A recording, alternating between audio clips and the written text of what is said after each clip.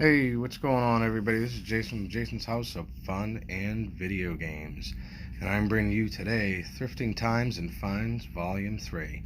I haven't been really thrifting as much, although I don't really go to many stores. I only go to one local Goodwill store in the area, but with the change of locations from my regular job at work, it's been kind of difficult to be able to do anything really. So I'm going to bring you some stuff that I found today. And we're going to start off with a die. Not dice, because that would be plural, but a die. I found this. This thing is heavy, it's metal, and it's a die. I mean, why wouldn't you, right? Weird. But whatever. Second thing, the Batman soundtrack. Not to be confused with Batman Begins or any other incarnations of Batman. This is the original one. In pretty good condition, so is in the disc. And it has a lot of prints on there. How could you say no to that?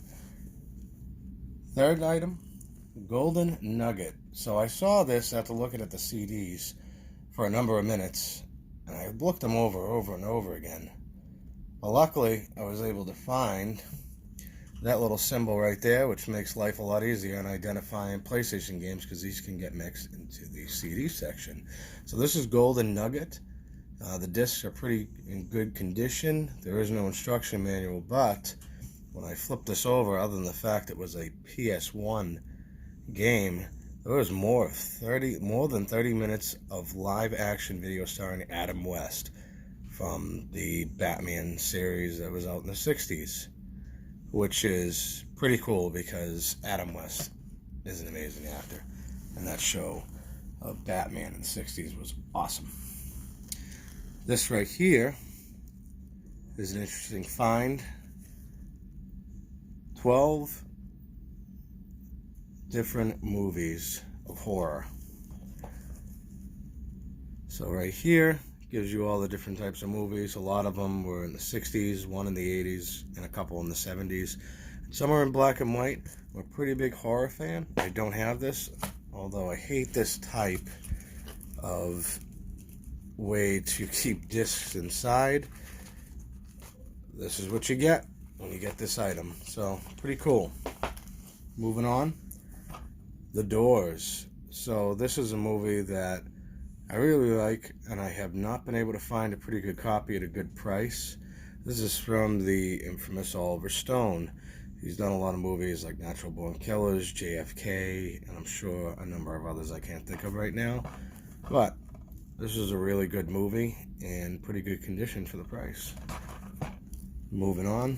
Again, another horror movie. This is 3 movies in one. So Nosferatu, Dead Man Walk, and Chain of Souls. I've seen bits and pieces of the Nosferatu. I've never seen it fully, so I'm pretty excited about that. And it's from Canada, so I wonder if it will work. No, it is compatible with all DVD players worldwide. Now, yeah. Now, this second to last piece is an interesting one.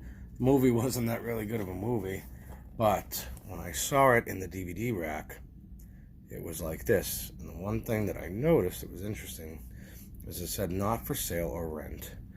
And it also said full-length screening DVD. So I pulled it out, looked at it. It looked like a normal DVD. It's a screening DVD, whatever that means. It has both versions, R-rated and unrated versions of the film. And it looks just like one of those old-school DVD discs when they were first coming out, where they had the double size as opposed to 2. So in doing further research, my girlfriend, who used to work for a movie theater, told me that these could have potentially came from a movie theater when companies would send out movies, if they didn't have film reels or digital or anything like that. They would send the movie theaters these type of movies to make sure that they actually work. And this is kind of what you would see potentially before they actually released it in the movie theaters. So that's pretty cool. I looked online, I googled it. I can't find anything with it or anything about it, and I even just googled that part right there, just screening DVD. And I'm gonna go ahead and guess that that's pretty interesting. So nice stuff. This is something I got probably about a week ago now. This right here is a reproduction of a Thomas Collector's Edition radio. So Thomas radios were made in the 30s, and I remember seeing these over the years, not in person, just through things I've looked up because radios are pretty cool.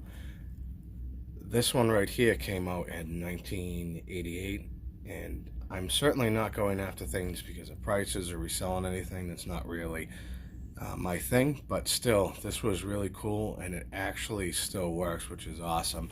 The only thing that kind of sucks is that this right here is a little loose, but other than that, a few scratches on it, it's still pretty cool and an interesting find at the thrift, to say the least. So I'll just show you that it works and turn it off real quick so I don't get any copyright strikes. It gets really loud. I mean, that's pretty cool. So interesting finds today. No complaints whatsoever. It's been kind of slow for the DVDs and video games in particular. There was a couple of days that I went until I made my change at work that I really didn't find any games at all. Like literally nothing, bare none, not even the normal sports titles that are just sitting around. So I was glad to be able to find that game today, and I'll have to keep a closer eye on the CD section. So that pretty much wraps it up.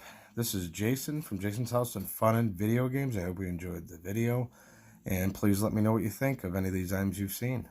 Excuse me, I have to roll my die, not my dice, because I couldn't find two. What am I gonna get? I got a 4. Fair enough. Later.